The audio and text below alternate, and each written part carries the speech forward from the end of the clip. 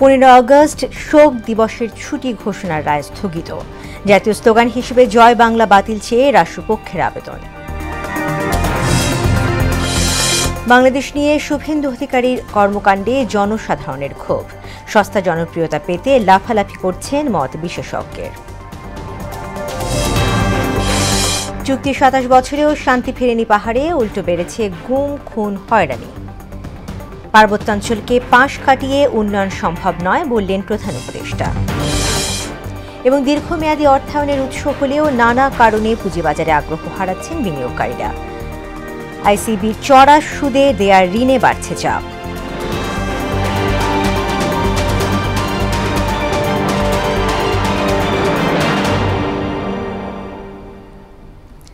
আসসালামু আলাইকুম, মোহনা সংবাদে সবাইকে স্বাগত। শুনছিলেন শিরোনাম, সঙ্গে আছি তাসমিয়া জেরিন। এবার বিস্তারিত।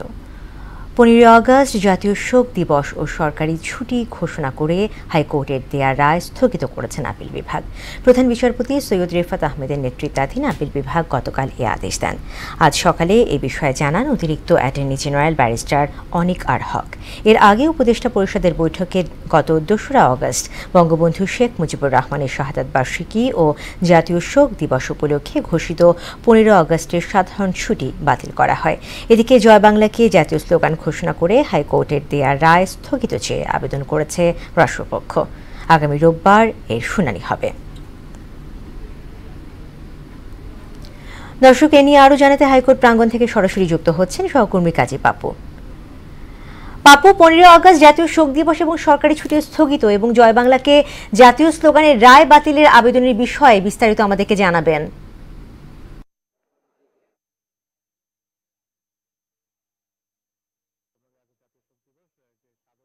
আগস্ট কিন্তু যে তারা আওয়ামী লীগ সরকারের সময় এটা ঘোষণা করে যে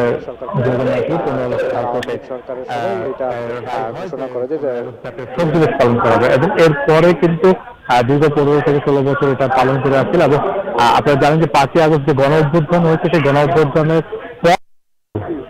এইবার যে 15 আগস্ট ছিল সেটা কিন্তু স্থগিত করেছে এবং সেই প্রেক্ষিতে আপিল বিভাগে এইবার যে 15 আগস্ট ছিল সেটা কিন্তু স্থগিত করেছে এবং সেই প্রেক্ষিতে আপিল বিভাগে আজকে বলা হয় যে 15 আগস্টের যে শোক দিবস সেটা তারা বাতিল চেয়েছে এবং সেই বিষয়ে আপিল বিভাগ রায় দিয়েছে। এবং এছাড়া যে জয় বাংলা স্লোগানটা আসলে এটা কেউ বাতিলের ঘোষণা চেয়ে আপিল করেছে, যেটা রায়টি গত আগামী রবিবার ঘোষণা হবে। আপনাকে আরেকটি জিনিস জানিয়ে রাখি যে আজকে ট্রাইব্যুনালে আরেকটি নির্দেশনা এসেছে যে সাবেক যে মন্ত্রী কামরুল ইসলাম তাকে, অ্যাডভোকেট কামরুল ইসলাম তাকে এবং আমির হোসেন আমুকে, এই দুইজনকে কিন্তু আগামী 4 ডিসেম্বর এই ট্রাইব্যুনালে হাজির করার নির্দেশ দিয়েছে। অর্থাৎ কারণ তাদের বিরুদ্ধে যে এর মধ্যে তাদেরকে কিন্তু এই জুলাই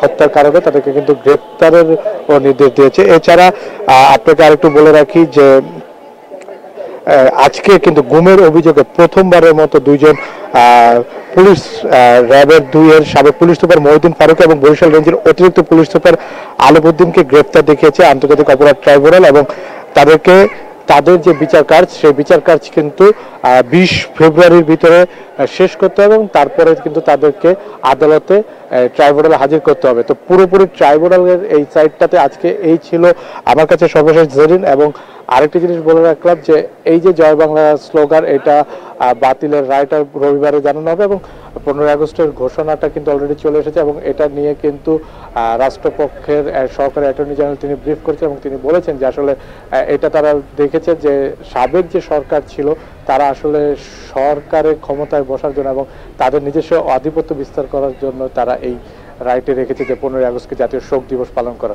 তো এই ছিল জেরিন আমার কাছ থেকে সর্বশেষ। পাপু, আপনাকে ধন্যবাদ। দর্শক, হাইকোর্ট প্রাঙ্গণ থেকে জানাচ্ছিলেন সহকর্মী কাজী পাপু।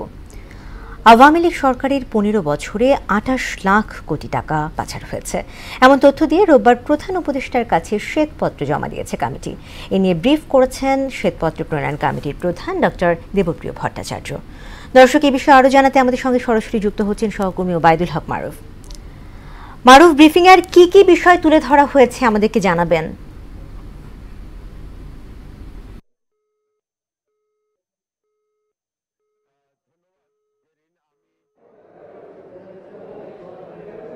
ধন্যবাদ জেরিন। আমি এই মুহূর্তে রয়েছি পরিকল্পনা মন্ত্রণালয়ের সম্মেলন কক্ষের সামনে।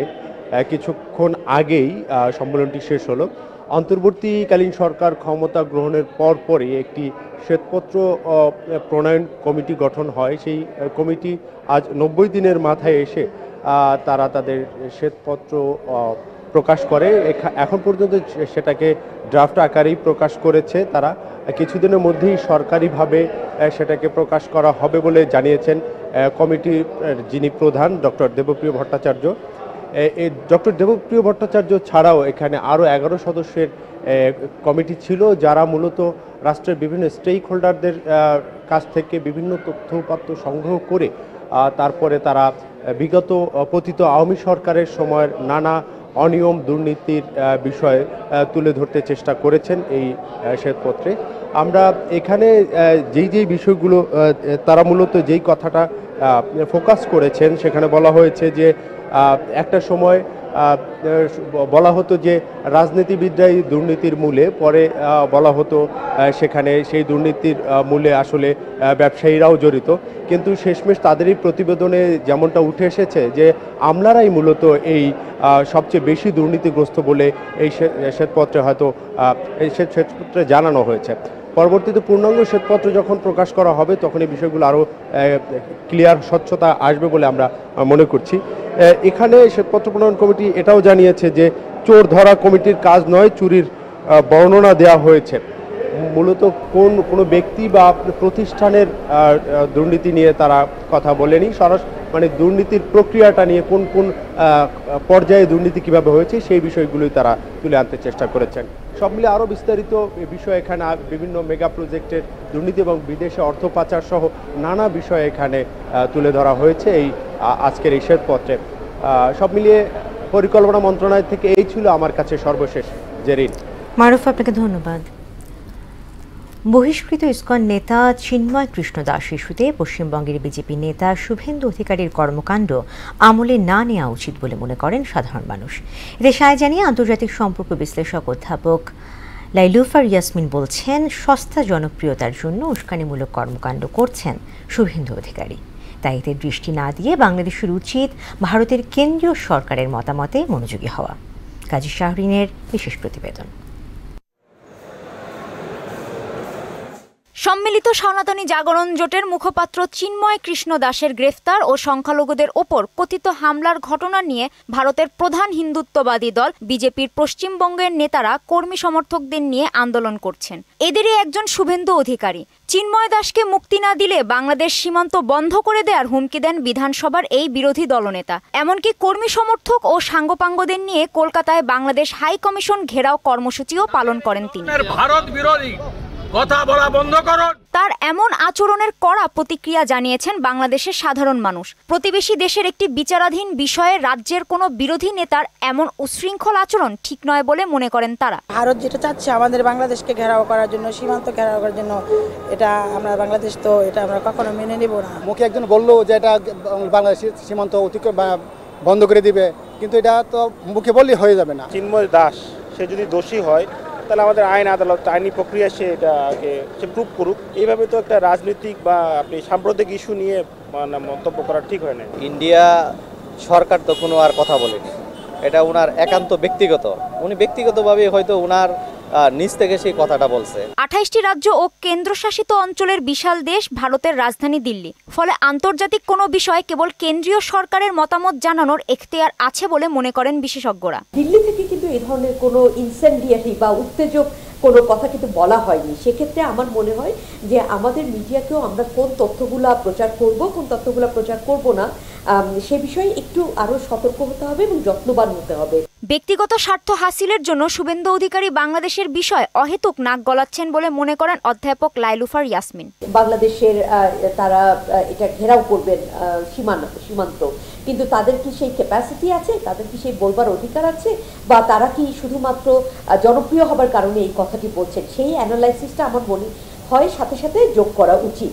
যে তিনি শুধুমাত্র তার একটি রাজনৈতিক ইচ্ছা প্রতিফলন করছেন এবং সেটা হচ্ছে তার ভোট ব্যাংকের কাছে নিজের অ্যাপিলটা বাড়ানোর জন্য। আমরা যদি সেভাবে করে জিনিসগুলো প্রচার করি তাহলে কিন্তু আপনি দেখবেন যে এগুলোর ইল এফেক্ট অনেকটা কমে যাবে। শুভেন্দুর আচরণকে পাত্তা না দিয়ে বাংলাদেশ সরকারকে দিল্লির সঙ্গে সার্বক্ষণিক যোগাযোগ রাখার পরামর্শ দিয়েছেন এই বিশেষজ্ঞ। বাংলাদেশের সকল রাজনৈতিক দলের সাথে কিভাবে সুসম্পর্ক রাখা যায়। কাজী শাহরিন, মোহনা সংবাদ। চট্টগ্রামে আইনজীবীকে হত্যা করে উগ্রবাদীরা দেশকে তপ্ত শ্মশানে পরিণত করতে চেয়েছিল বলে মন্তব্য করেছেন জামায়াত ইসলামের আমির ডক্টর শফিকুর রহমান। সকালে ঝালকাঠিতে এক সমাবেশের প্রধান অতিথির বক্তব্যে তিনি কথা বলেন।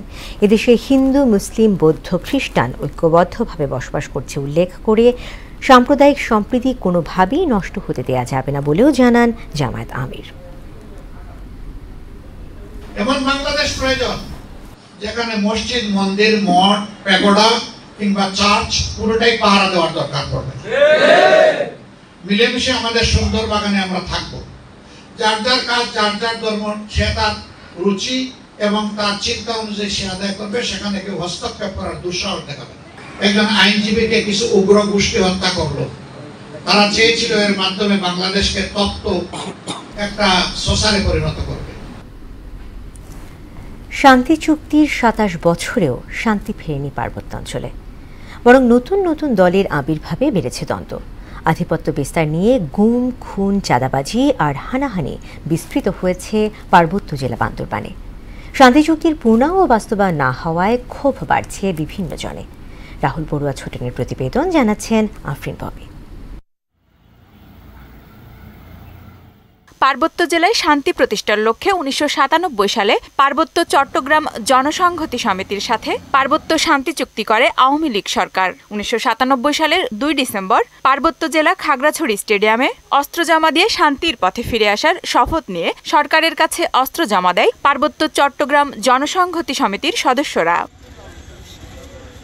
শান্তি চুক্তির পর পার্বত্য এলাকায় উন্নয়নের কাজ হলেও চুক্তির ২৭ বছরেও কাঙ্ক্ষিত শান্তি ফিরে না আসায় ক্ষোভ জানান স্থানীয়রা। পার্বত্য চট্টগ্রামে শান্তির যেই উদ্দেশ্যে শান্তি চুক্তি করা হয়েছিল, আদৌ কি শান্তি এসেছে? কোনো শান্তি আসেনি। পার্বত্য চুক্তি লক্ষ্য উদ্দেশ্য ছিল শান্তি প্রতিষ্ঠা করা স্থায়ীভাবে, কিন্তু আজকে ২ ডিসেম্বর আসছে ২৭ বছর পূর্তি। আমরা যেটা দেখতে পাই, শান্তির প্রতিষ্ঠা হয় নাই, বরঞ্চ অশান্তি আরো অনেক গুণ বেশি বেড়ে গেছে। এদিকে শান্তি চুক্তির পূর্ণাঙ্গ বাস্তবায়ন করে পার্বত্য এলাকায় সংঘাত বন্ধে কার্যকর পদক্ষেপ নেয়ার দাবি জানিয়েছেন আঞ্চলিক দলের নেতারা। পার্বত্য চট্টগ্রাম চুক্তি বাস্তবায়নের মধ্যে সে সমস্যার সমাধান নিহিত আছে। অন্তর্বর্তী সরকার যদি পার্বত্যবাসীর প্রতি দৃষ্টি দেন, তাহলে আমি আশাবাদী পার্বত্য চট্টগ্রামের যে সংঘাত, যে সমস্যাগুলো সমাধান হবে বলে আমি মনে করি। আইন শৃঙ্খলা বাহিনীর কর্মকর্তারা জানান, পার্বত্য এলাকায় যাতে সন্ত্রাসী গোষ্ঠী তাদের কর্মকাণ্ড বাড়াতে না পারে সে লক্ষ্যে কাজ করছে পুলিশ। যাতে মাথাচাড়া না দিতে পারে সেই ব্যাপারে আমরা আছি, সেনাবাহিনী আছে, অন্যান্য যারা সংস্থা আছে, সবাই আইন শৃঙ্খলা রক্ষার্থে যারা আছে সবাই মিলে আমরা এই কাজটা করছি যাতে আইন শৃঙ্খলা কোনোভাবেই বিঘ্নিত না হয়। পার্বত্য এলাকায় শান্তি শৃঙ্খলা রক্ষায় শান্তি চুক্তির পূর্ণাঙ্গ বাস্তবায়নে সরকারকে কার্যকরী ভূমিকায় দেখার অপেক্ষায় স্থানীয় বাসিন্দারা। আফরিন পপি, মোহনা সংবাদ। পার্বত্যাঞ্চলকে পাশ কাটিয়ে বাংলাদেশের উন্নয়ন সম্ভব নয়, এমন মন্তব্য করেছেন প্রধান উপদেষ্টা প্রফেসর মোহাম্মদ ইউনূস। পার্বত্য চট্টগ্রাম শান্তি চুক্তি দিবস উপলক্ষে দেয়া এক বাণীতে তিনি বলেন, দেশের মোট আয়তনের ১/১০ এলাকায় বাস করছেন পার্বত্য অঞ্চলের মানুষ, তাই এই এলাকায় গুরুত্ব দিতেই হবে।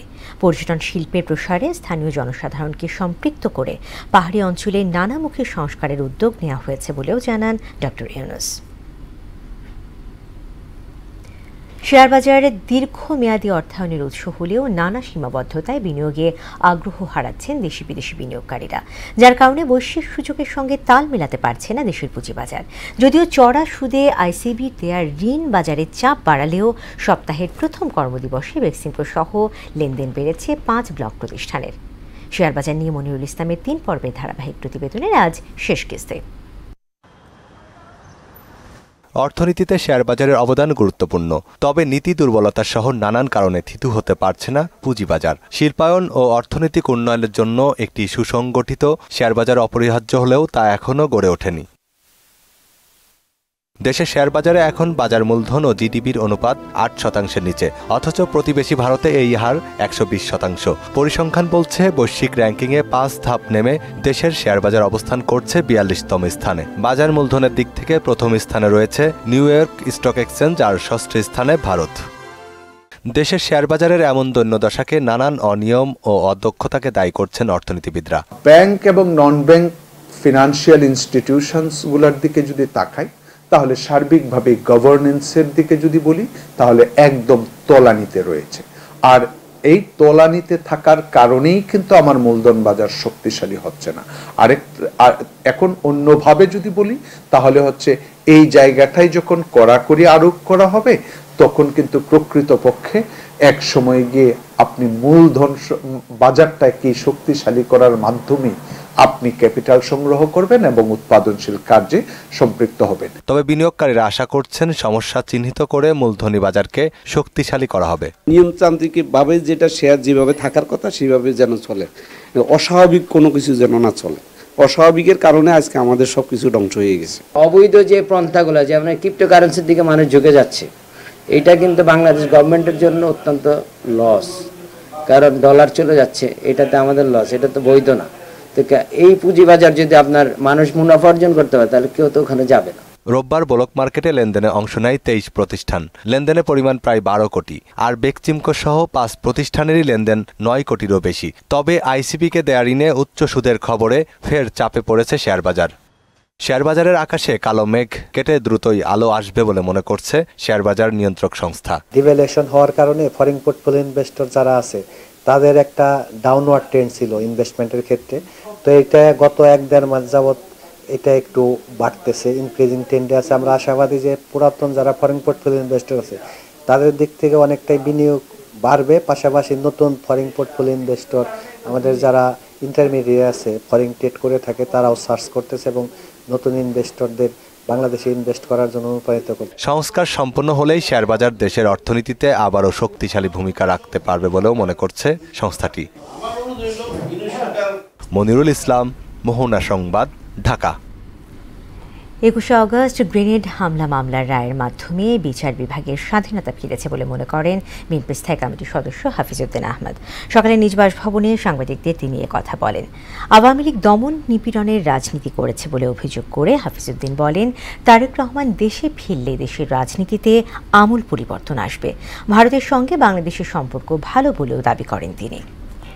দেশবাসী অত্যন্ত আশ্বস্ত হয়েছে যে দীর্ঘদিন পরে হলো বিচার বিভাগ স্বাধীনভাবে একটি রায় দিতে পেরেছে এবং ন্যায় বিচার পেয়েছেন অভিযুক্তরা। এতে করে প্রমাণিত হলো যে গত 16 বছরে আওয়ামী লীগের সরকার কেবলমাত্র রাজনৈতিক প্রতিপক্ষকে দমন করার জন্য অসংখ্য মিথ্যা মামলা সৃষ্টি করেছে।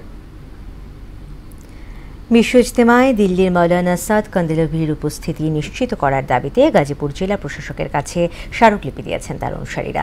সকালে স্মারকলিপি প্রদান করেন জেলা সুরা সদস্য প্রফেসর আব্দুল হান্নান। এ সময় তিনি 20 থেকে 24 ডিসেম্বর 5 দিন ইজতেমা করার দাবি জানান। তবলিগ জামাতের আমির মাওলানা সাদ কান্দেলভি উনি যেন আমাদের ইজতেমা 7, 8, 9 ফেব্রুয়ারি ওখানে যেন টঙ্গীর ময়দানে আসতে পারেন। আর দ্বিতীয় হচ্ছে যে আমাদের 5 দিনের জোর আমরা টঙ্গীর ময়দানে করবো ইনশাল্লাহ। 20 থেকে 24 ডিসেম্বর এটা আমরা টঙ্গীর ময়দানে করব। আর এরপর হচ্ছে যে আমাদের এই যে সমস্ত মসজিদে যেন আমরা শান্তি শৃঙ্খলাভাবে আমল করতে পারি। দেশের বাইরে খবর। ফিলিস্তিনের অবরুদ্ধ গাজায় ইসরায়েলি বর্বর হামলায় 24 ঘণ্টায় আরও 47 জনের মৃত্যু হয়েছে, আহত হয়েছে শতাধিক। গত অক্টোবর থেকে চলা তাণ্ডবে গাজার সিংহভাগ ফিলিস্তিনি এখন সর্বহারা। শরণার্থী শিবিরের স্থান সংকুলান না হওয়ায় বিভিন্ন জায়গায় তাঁবু টাঙিয়ে কোনো মতে দিন পার করছেন বাস্তুচ্যুত লাখো মানুষ। আবার সেই আশ্রয়টুকু ভেসে যাচ্ছে ঝড় বৃষ্টির মতো প্রাকৃতিক দুর্যোগে। বিস্তারিত জানাচ্ছেন কাজী শাহরিন। ইসরায়েলি হামলার কারণে নিজ আবাস ছেড়ে গাজার বাসিন্দাদের চলে যেতে হয়েছে বিভিন্ন শরণার্থী শিবিরে। সেখানে পানি ও খাদ্যাভাবে দুর্বিষহ দিন পার করছেন তারা।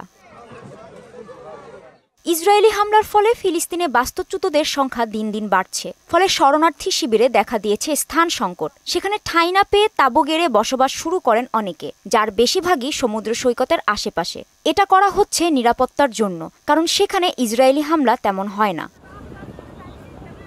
তারপরও ভাগ্য সহায় নয় ফিলিস্তিনের এসব বাস্তুচ্যুতদের জন্য। দুর্ভোগের নতুন মাত্রা যোগ করেছে প্রকৃতির বিরূপ আচরণ। গত এক সপ্তাহ ধরে সমুদ্র উপকূলে তীব্র বাতাস ও বৃষ্টি হচ্ছে। এতে প্রায় 10,000 তাঁবু পুরোপুরি ভেঙে যায় এবং মারাত্মক ক্ষতিগ্রস্ত হয়। এসব তথ্য জানিয়েছে হামাস পরিচালিত গাজার মিডিয়া অফিস। এর ফলে মারাত্মক অনিশ্চয়তায় দিন কাটছে ক্ষতিগ্রস্তদের। তারা বলেন, বাঁচার জন্য দানা পানি কিংবা শীত মোকাবেলার জন্য কোনো জোগানই নেই। এটি আমার জীবনের সবচেয়ে কঠিনতম রাত ছিল। তীব্র আবহাওয়া চরম বিপর্যয় ডেকে এনেছে। সমুদ্রের জল এসে আক্রমণ করায় এখন আর কোনো তাঁবু বাকি নেই। সমস্ত তাঁবু মাটিতে পড়ে গেছে এবং আমাদের জিনিসপত্র হারিয়ে গেছে। আমাদের কাছে যা ছিল তা নিয়ে আমরা সেই সময়ই পালিয়ে গিয়েছিলাম। বাকিটা সমুদ্রের জল গিলে ফেলেছে। সমুদ্রের জল জিনিসপত্র এবং কাঠগুলিকে ভাসিয়ে নিয়ে গিয়েছে। এখানেই আমরা আছি। এখন এই প্লাস্টিক শীটটি একজন সদয় ব্যক্তি দান করে গেছেন। আমরা খুব খুশি ছিলাম, কিন্তু এটি মাত্র এক সপ্তাহেরও কম সময়ে ব্যবহার করা যাবে। দুর্ভোগের এখানেই শেষ নয়। গাজায় প্রয়োজনীয় তাঁবু এবং ভ্রাম্যমাণ আবাস সরবরাহ বন্ধ করে দিয়েছে ইসরায়েল। ফলে মানুষের জীবন ক্রমবর্ধমান কঠিন হয়ে উঠেছে এবং স্থানীয় মানবিক সংকটও বাড়ছে। কাজী শাহরিন, মোহনা সংবাদ। শেষ করব মোহনা সংবাদ, যাবার আগে শিরোনামগুলো আরও একবার।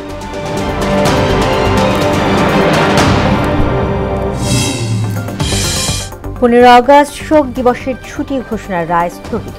জাতীয় স্লোগান হিসেবে জয় বাংলা বাতিল চেয়ে রাষ্ট্রপক্ষের আবেদন।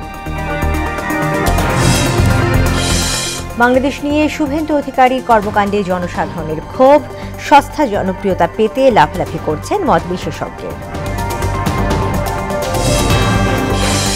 চুক্তির 27 বছরেও শান্তি ফেরেনি পাহাড়ে, উল্টো বেড়েছে খুন, গুণ, হানাহানি। পার্বত্য অঞ্চলকে পাশ কাটিয়ে উন্নয়ন সম্ভব নয় বললেন প্রধান উপদেষ্টা। এবং দীর্ঘমেয়াদী অর্থায়নের উৎস হলেও নানা কারণে পুঁজিবাজারে আগ্রহ হারাচ্ছেন বিনিয়োগকারীরা। আইসিবির চড়া সুদে দেয়া ঋণে বাড়ছে চাপ।